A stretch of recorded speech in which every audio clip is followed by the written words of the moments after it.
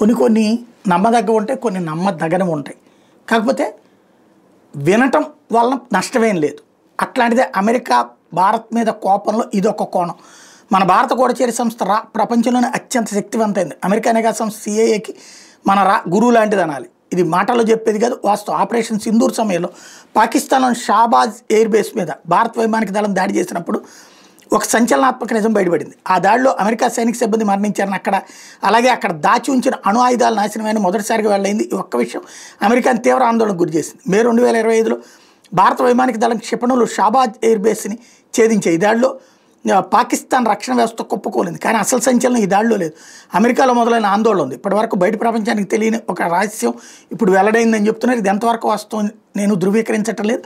ఇది కేవలం ప్రచారంలో ఉన్నటువంటి అంశం. ఆపరేషన్ సింధూర్ సందర్భంగా షాబాజ్ ఎయిర్ బేస్లో పనిచేస్తున్న అమెరికా సైనిక నిపుణులు మరియు కాంట్రాక్టర్ల భద్రత పూర్తిగా విఫలమైంది. గోప్య నివేదికల ప్రకారం క్షిపణిదాడులు పలువురు అమెరికా సైనిక సిబ్బంది మరణించారు.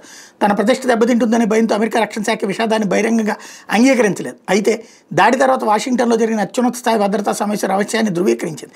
ఈ దాడి కేవలం F-16 లేదా TPS-77 రాడార్లకే పరిమితం కాలేదు. ఆపరేషన్ సింధూర్ సమయంలో భారత క్షిపణి దాడిలో F-16లు, డ్రోన్లు, ఆధునిక రాడార్లు కూడా నాశనమైనటువంటి పరిస్థితి. అంతేకాకుండా అమెరికా సాంకేతిక బదిలీ విధానం కింద అత్యంత గోప్యంగా ఉంచిన కొన్ని సైనిక ఆస్తులు కూడా నాశనమయ్యాయి.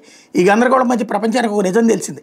షాబాజ్ ఎయిర్ బేస్ అమెరికా యొక్క డ్యూయల్ కీ పర్యవేక్షణలో చిన్నపాటి అణువాయుధాల మాడ్యూల్స్ తాత్కాలికంగా ఉన్నాయని తేలింది.